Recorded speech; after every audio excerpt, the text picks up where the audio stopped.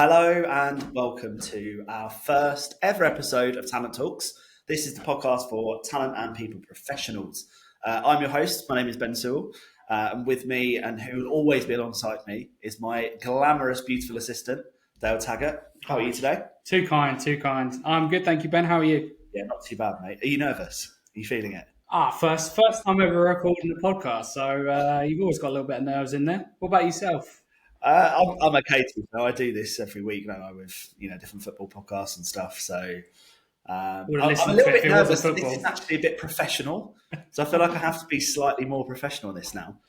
It's going to really sort of test my knowledge, I suppose, especially with you alongside me doing this. So no, I appreciate you coming on. We'll try not to be conflicting with each other too often. I know I have an inclination to do that with you, just to wind you up. But let's keep it a bit more on professional, I guess. Yeah, I think this whole podcast series will probably be just me trying to bite my tongue as much as I can and not bite. But we'll see how we go. No, look, the reason we're doing this podcast is, I guess, firstly for our own enjoyment. We love our role. I mean, you've been in sort of the HR people talent function for quite a while now. How long has it been? 5 years.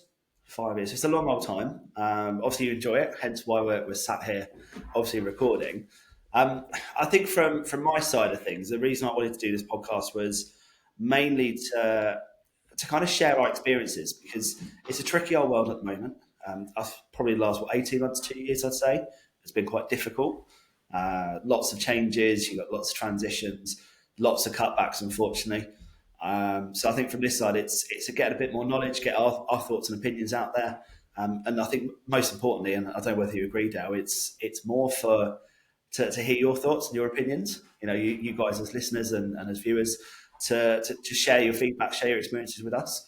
I think everyone that can share your experience and knowledge, we're enhancing each other constantly. Yeah, everyone's viewpoints, and we all learn from each other. We'll all have different viewpoints. We all come from, might all be from different industries, different ways of doing things. Of course, I've spent a lot of my time public sector / public sector adjacent. What I mean by public sector adjacent, obviously, railways, I've been in privately owned, but they are still answerable to the DfT or, House Association, where it's been a not-for-profit charitable organisation, again, heavily regulated by government and frameworks. Whereas obviously you've been very much more private and business with the hospitality industry, haven't you? Yeah, predominantly. I think it's quite nice. Obviously when we first met at one of our roles, it was quite nice to have that different mindset, I suppose, and that experience, because you do see things very differently. And you do understand the sort of biggest challenges, the differences, but also there's a lot of similarities still. The fundamentals are exactly the same, aren't they? Yeah, basics are basics of recruitment or talent acquisition, whatever it wants to be called. It obviously differs from business to business. I've been under both with that. I'm sure you have as well. But I think, when you look at what we do, I think you've got to cover the fundamentals. And I think it's more about how a business sees the function, which can change from business to business. When you look at whether you've got a seat at the table or whether you are a back office administrative support function instead of someone who's actually able to offer a strategic partnership to the business. I think that's always interesting to see the dynamic in which people go down, businesses go down. It'd be interesting to hear what others have experienced as well, and the challenges that come in those different organizations. I'm sure there are challenges even when a business fully embraces talent acquisition and says, hey, we want you at the top table. Then comes pressure, and you're having to always, argue with people or discuss with people, shall we say. But then, of course, you've got red tape everywhere. When you want to go into other industries, or recruitment is just seen as just do as you're told, just run through the process. We don't really want to know what you have to say. And there's everything in between. So I think it's interesting to have those conversations, and anyone else has an input as well. 100%. And I think that's probably a perfect gateway into sort of, this week's topic of discussion, so to speak, is what's the differences between talent acquisition and recruitment? There is a very different sort of ideology behind both functions, so to speak. But what's your interpretation of talent acquisition? Let's start with that one. I think there's the. I don't think it's hard and fast. I think I feel like there's a general rule of what I've experienced and what I've heard. I think talent acquisition is more that strategic approach. It's more than the administrative function. Going through the cycle of advertising a job, shortlisting, interviewing, offering. That's the recruitment cycle. Whereas I think talent acquisition kind of encompasses the strategy around that as well. And talk about employer branding. You talk about early career strategies, so you're future-proofing your workforces.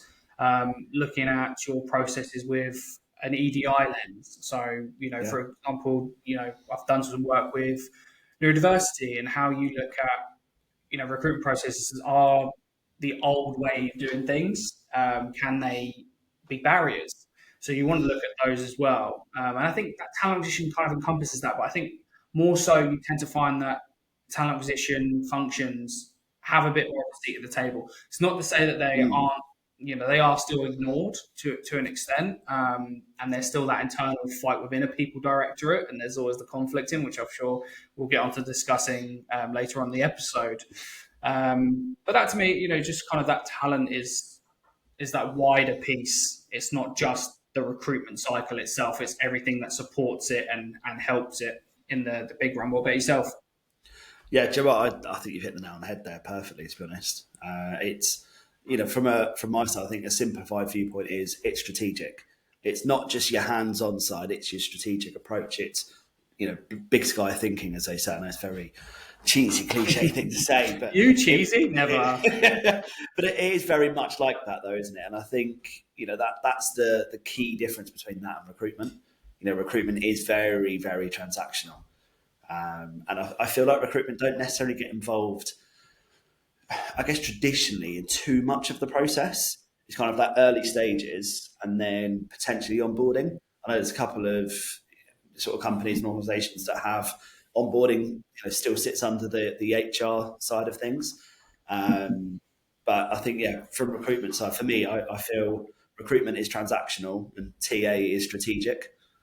I think it's just a very simplified way of seeing it. I think it's interesting that you touched on the sort of TA side having a seat at the table more often. Why do you think that is?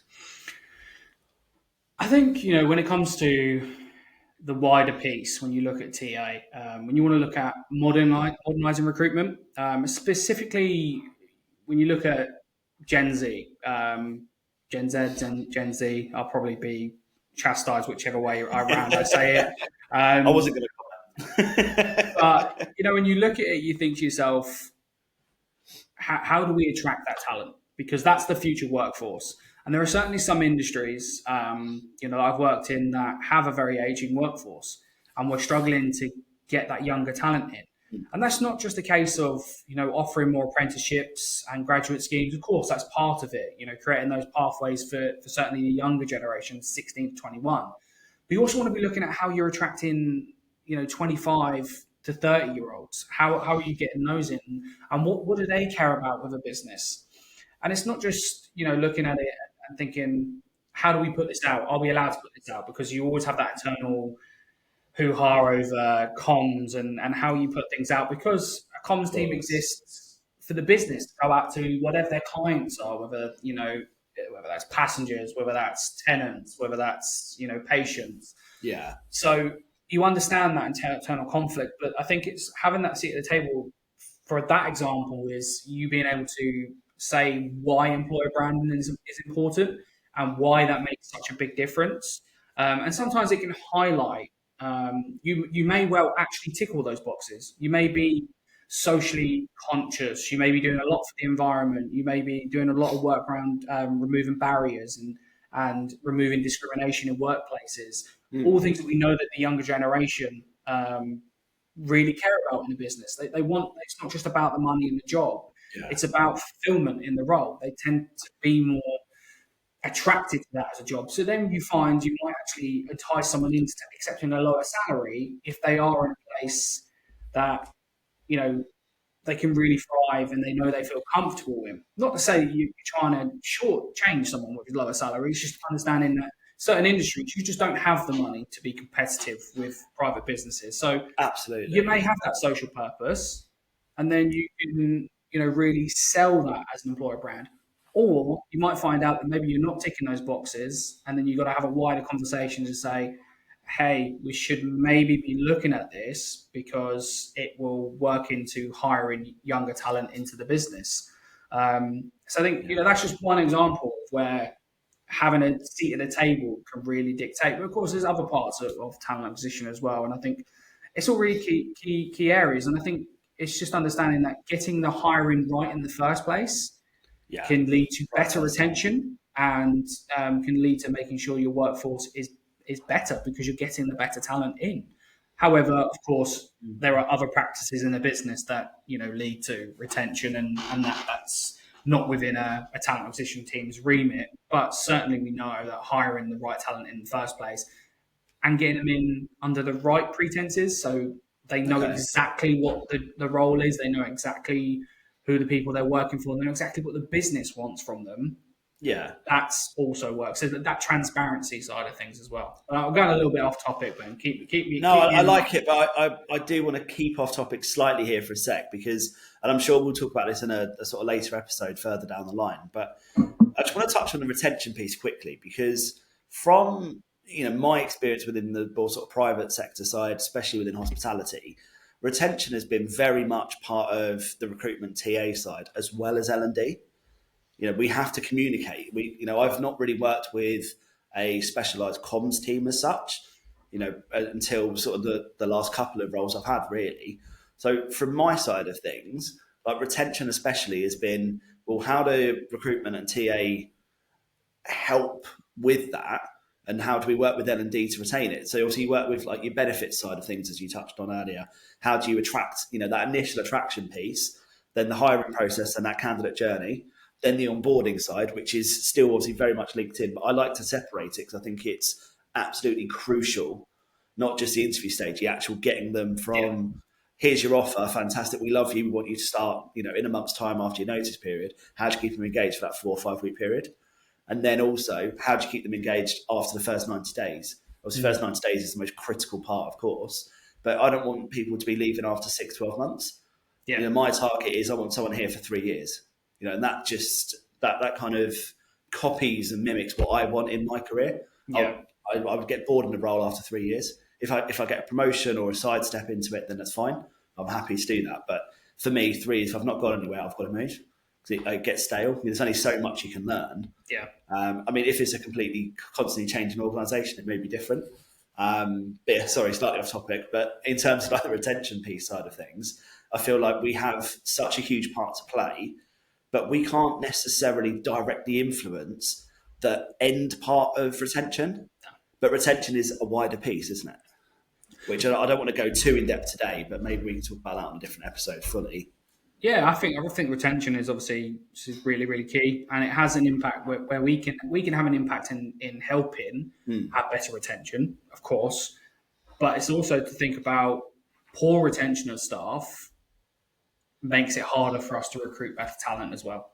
Yeah, because absolutely. We live in a day and age, you go on Glass, people, I don't know about you personally, but I do go and research what people are saying about a company beforehand. I might go to Glassdoor. Of course, you always take some things with a pinch of salt because we know that in this country, we're much more likely to give feedback in a negative way and not necessarily give back positive feedback. So you always take it as a pinch of salt, but you might look at trends per se. If you're seeing the same things being said through multiple comments over a period of time, it will give you a viewpoint of that organization. And I think, of course, businesses need to be wary of their perception out there.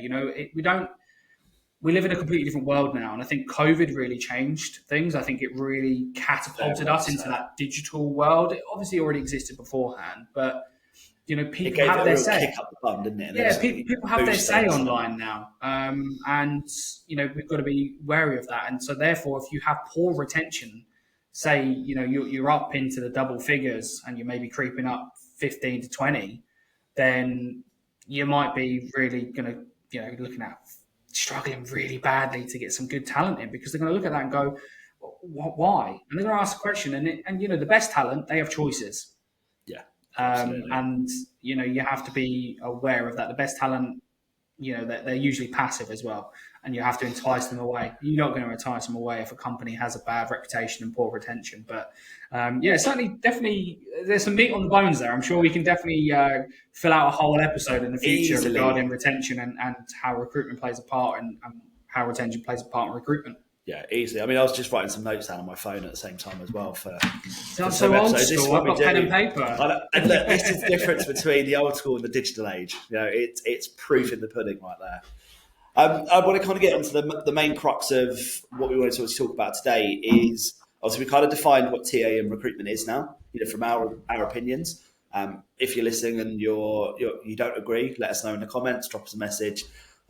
We'd love to hear your thoughts as well.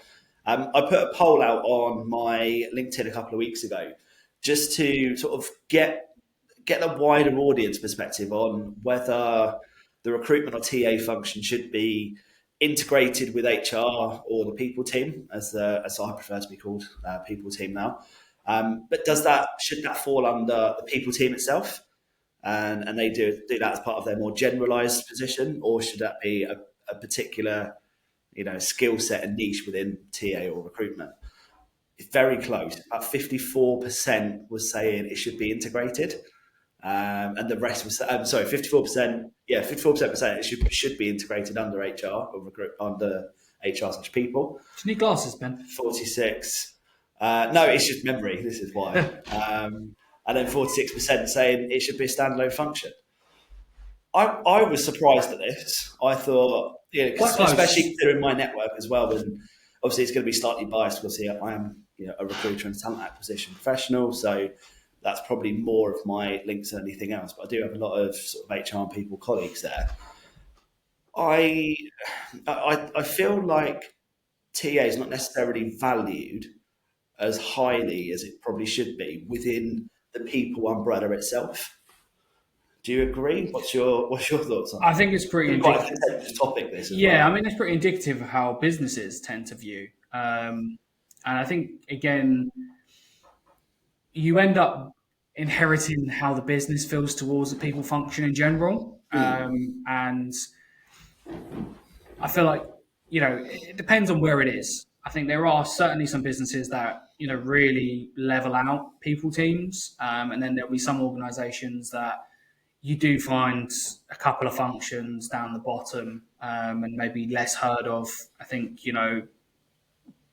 kind of that shared services, people support side of things. I certainly feel like they probably find themselves quite hidden away as well, just due to the nature of their role. They are very, very administrative heavy. But, for us, we are actually more integrated across the business.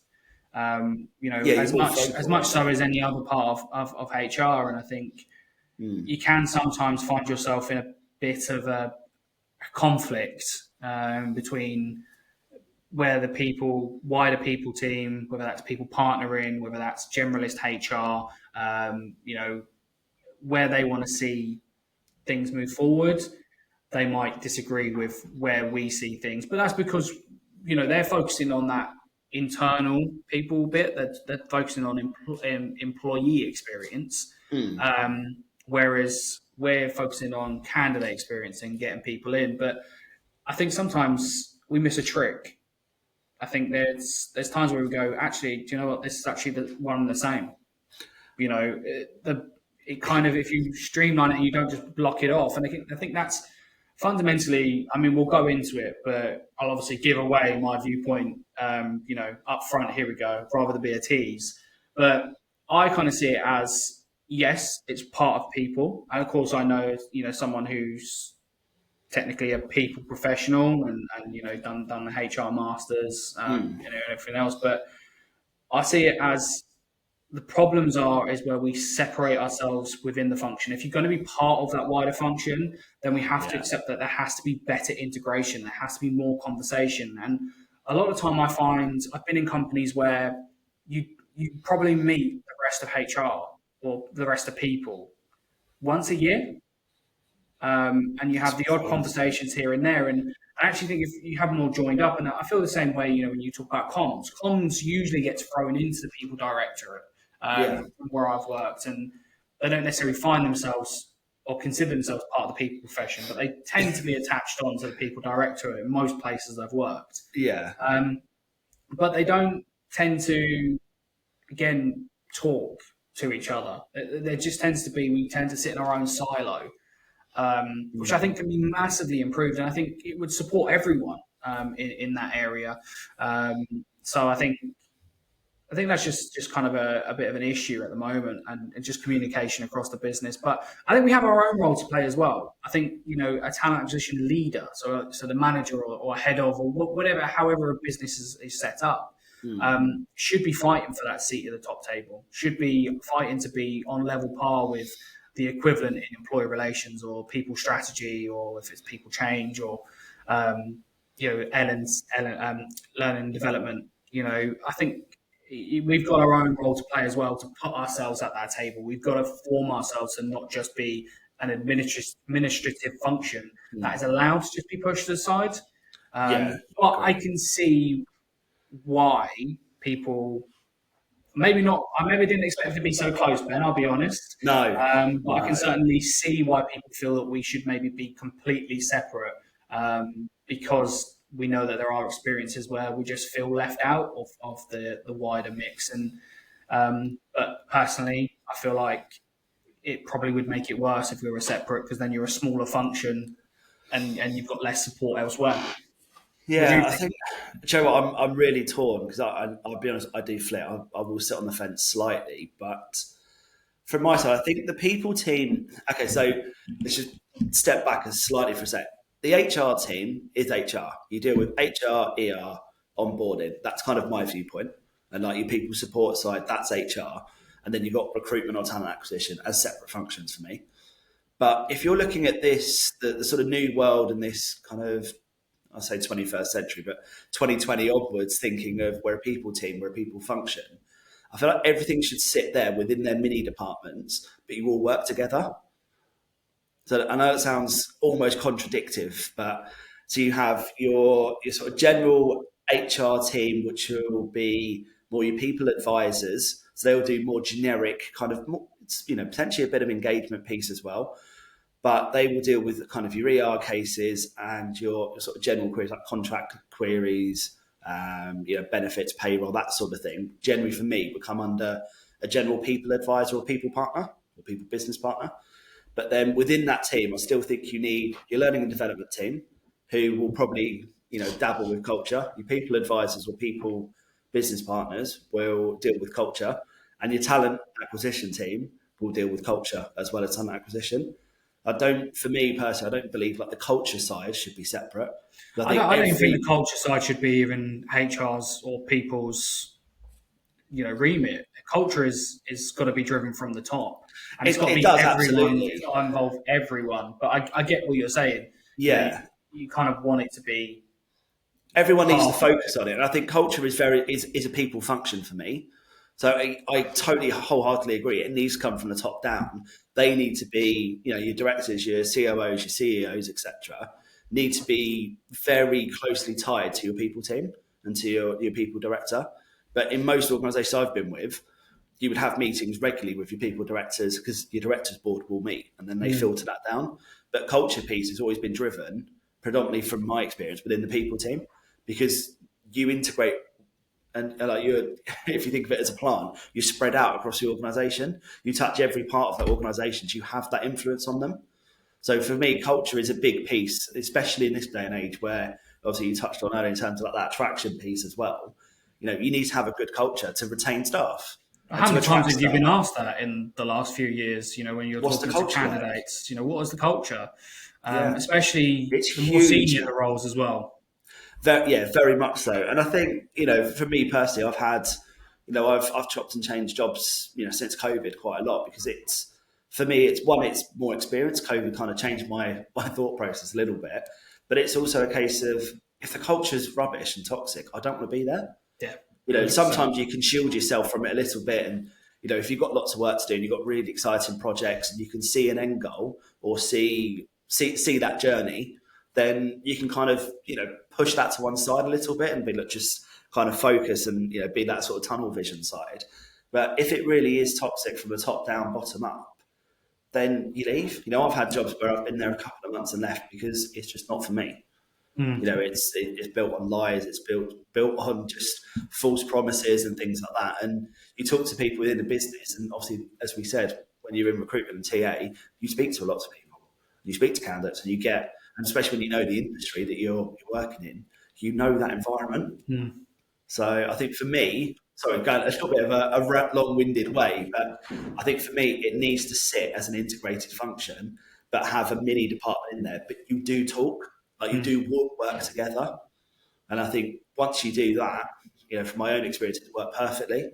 From my side in a previous role, it was myself, my L&D partner, and my HR business partner. We'd talk 2, 3, 4 times a week, like specific calls, and we'd go through what roles we're at final stage interviews for, how our new starters are doing, or how our new joiners are doing. Have you checked in with them? If they've not done it, I'll happily pick it up. Having those regular communication, then you're fine. Which is why I've never had that experience with a comms team, because I've always picked that up as part of my remit. So when people say, "Oh no, you don't do that. You don't have to put anything on LinkedIn or on our careers site or anything like that," I'm just thinking, "Whoa, why?" But that comes from us. It comes from everyone. From marketing has their input, recruitment have their input. Like everyone has their input with that, because that's the entire organisation. If you just have a comms team, they're only filtering what they're told rather than what they actually know hands on. It's coming from a different angle. And I actually think I've seen a few organisations, again, when I was in the railway industry, I saw a lot kind of around because we were quite integrated. We did a lot of cross-industry talks. And I was seeing Northern. They had a talent attraction manager or talent attraction advisor. They were bringing in employer branding specialists. Okay. I might be saying the title wrong, but the role itself, from memory, they were focusing on that. Then they were bringing in early careers, Okay. And I think fundamentally, I think where you're going with it, I could see how that could shape the future, because if you kind of give it's still within, but it's its own subsection and given its own kind of autonomy to a degree, then you just say, okay, well, we'll have our own employer branding person in the team. That is a marketer, or a comms person that is driving it from our angle. Because I understand the conflict. I understand why it gets confusing when you have a comms team, and that comms team has always been set up. If it's an external comms and it's external marketing, they are set up for the business, for whatever you're selling, or whoever your client base is, or your customer base is. They're flagged for that. And I'm not saying it's a completely different kind of content you want to put out, because it's not. You still want to. There's a lot of similarities you pop out for both. Yeah, absolutely. But you have to start thinking about, how are we going to get the best talent? And if we don't know, there's certain industries. For me, I never thought about working in the railway. I never thought about working in a housing association. Both times it was because someone reached out to me about a job that I was interested in, and ended up applying and finding myself in those industries. And you talk to a lot of people who may be in more corporate roles that, of course, exist in most businesses of a certain size. They'll also say, "Oh, I never really thought of that as an industry to kind of go into." I think that's half the problem is if people don't already think of that industry or relate those roles or career paths within those industries, then you have a role to play as a talent acquisition team and as a business to put your own message out there. And specifically, if you've maybe got a bad image as well, specifically, you talk about, again, industries like the railway. I was just about to say, that premeditated sort of thoughts and opinions on an industry that realistically you know nothing about. Yeah, because obviously you've got all the strike action. So, it's funny because I used to go into, obviously I did a lot of work at early careers, went into a lot of schools, went to a lot of those fairs.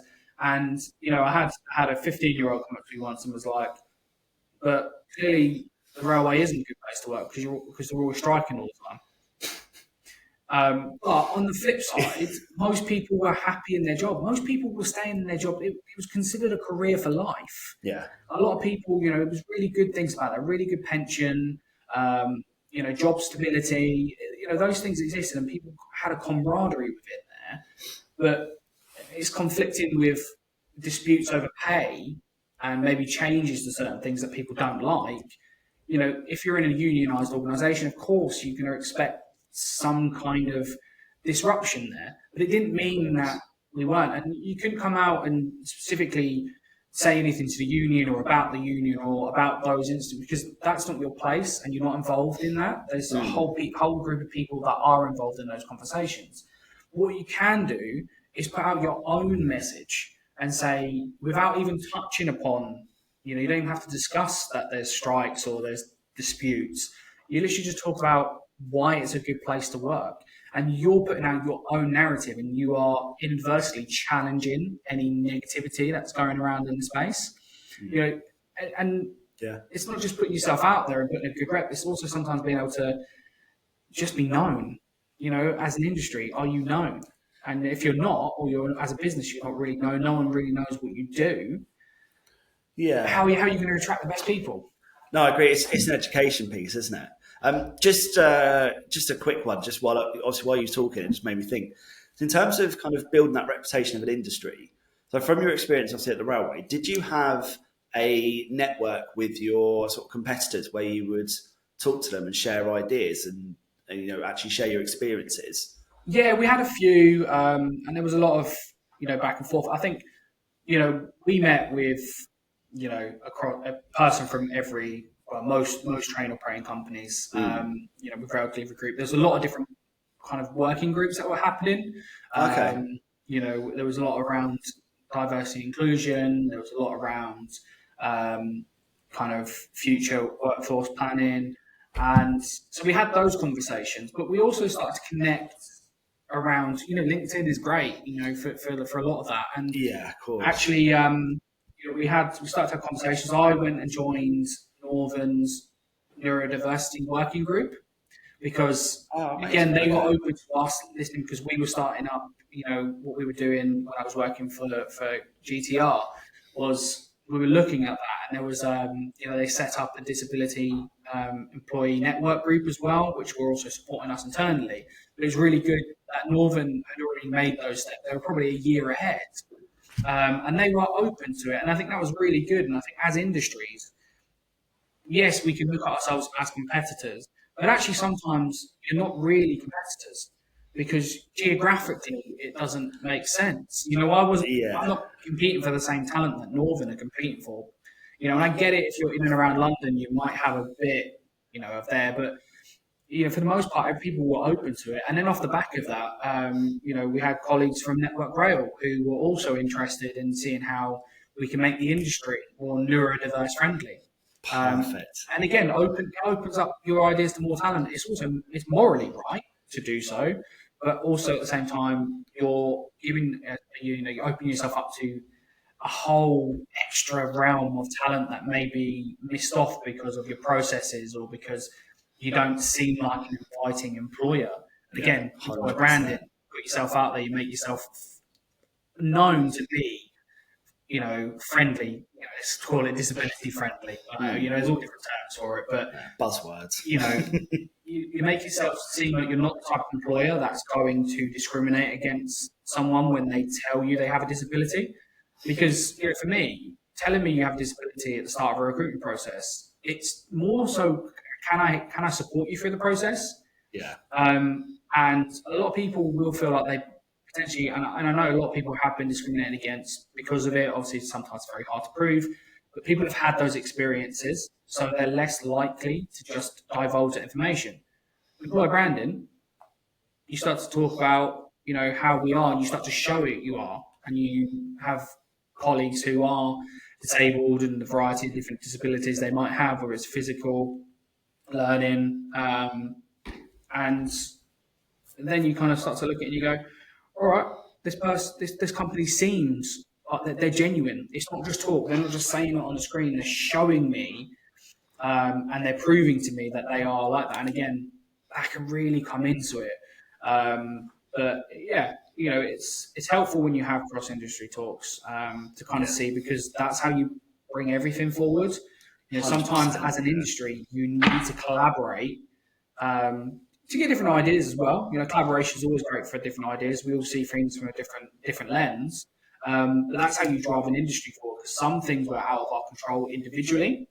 You want to talk about assessments for certain roles. Sometimes they're nationally set that the individual train company had no say in. Yeah, if there's external factors, then of course there's always going to be a limitation for what you can do. But I think it's fascinating from the rail industry. From your side, obviously, rightly so, you're not necessarily fishing the same talent pools. There may obviously the borders will obviously cross over, but for the most part, you're not going to really be a direct competitor. You're pretty much allies essentially, aren't you? So you do sort of work together to make the industry better. I had it in hospitality where my roles have covered up and down the country pretty much. We've got restaurant. I've always worked for sort of national chains, so it's always been quite competitive from that side. But also everyone that we speak to, I'm still part of the groups now that there's 50, 60 recruitment professionals, talent professionals there that will just share ideas. And I'll be honest, we share stories about potential candidates that have been senior figures that have potentially been let go and things like that for particular reasons. You don't divulge every information, but we also ask for recommendations for the same thing as well. We've got a brand new position coming. Is anyone looking? I had one literally come up yesterday afternoon, looking for a marketing director, paying X amount, need this sort of background. Does anyone know anyone? Happy to pay a referral fee. Because that's what we do as a network. I've been in the role for sort of 5-6 years just within hospitality itself. So obviously I've made some good friends that obviously I still talk to every day pretty much now. But you work together to make the industry better. So many different things to do. Work with charities, you can work with, as you said, with working groups and things as well. But there's so many different parts of kind of the entire industry and the working force that's available to work that you can tap into and make yourself more attractive. But this touched on a huge bigger piece around attraction, which we could probably hash out in a different episode as well. But yeah, I guess to sort of summarise, really, I think we've covered what TA and recruitment are and what the differences are realistically. I think we're pretty much in agreement with where TA sits within the people function. Maybe slightly different, but I think we're kind of on the same wavelength. I think mostly there, aren't we? Yeah, and I think we'll see what other people have to say, of course. But I've spoken with a lot of people who do feel that there could be, regardless of where it wants to sit, that there should be more cohesion and more, I say, respect put on, because we are subject matter experts. I think the same way that the people function has shifted. We can't think back personnel, and how that was. Now it's a fully blown profession. There's qualifications. You've got CIPD, masters, offerings for specifically for HR, and that's changed. And I think fundamentally, talent acquisition has changed. We look at the recruitment. Very much, and it still does exist some places, of course, but it is now more. We know more, and we can see how much more we can have an impact, rather than just posting a job on a job board, shortlisting, setting up interviews, and then setting up an offer for someone. There is more to it than that, and I think that makes us subject matter experts. I'm not saying like there aren't people who may be lacking in that, people that need a bit more, because again, people are based on businesses, right? And if a business doesn't want to have you to be more than a recruitment administrator, essentially, then you are going to get stuck down in that. And I think it's we start to see more of it, and it's important to note as well. I've done a master's it was management with HR. So I wanted to understand more about business in general anyway. Somehow got a distinction in the finance module, and I can't do maths for the life of me. I don't even think I understood what I was saying, but somehow it made sense. But you look at that and talent management or talent acquisition, that's a key module as part of that. They see that as a key part of HR. The CIPD level 5, recruitment is part of that as well. Recruitment and talent planning, that is again a key module as part of that. So it is there as a key part of HR. So that's why I'd always incline to say, look, clearly we are seen as part of HR. It's just whether the wider people team see us on the same footing. Clearly the CIPD do, otherwise that they would be having that as one of the key modules.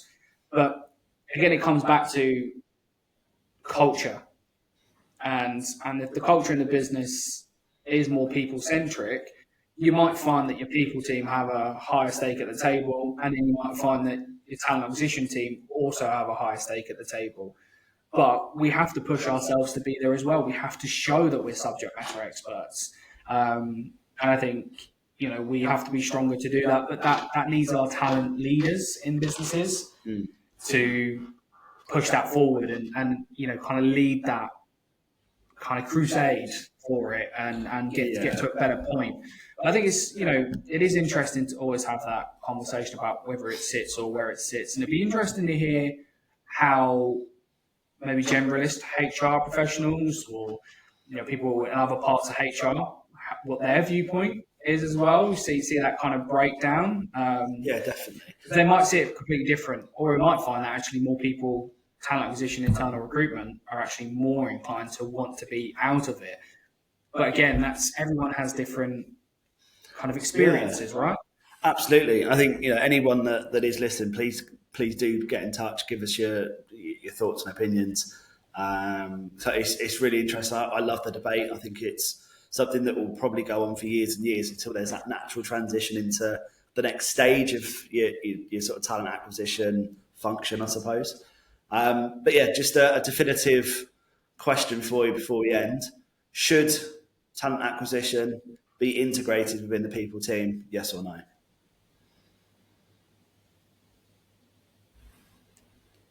I'll say yes. Yes. And I think, I stand by. I understand. I think that it can do better. I think we need to make it work better. But I still believe it is part of the people function, and it is very much integrated with that. Perfect. What about yourself? I totally agree with you, and I think just to end the debate, as you said, CIPD agree with us, so we must be right. Well, there we go. Subject matter experts. Bosh. Guys, thank you for listening. Hope you enjoyed, and we'll see you next week. Thank you. Bye.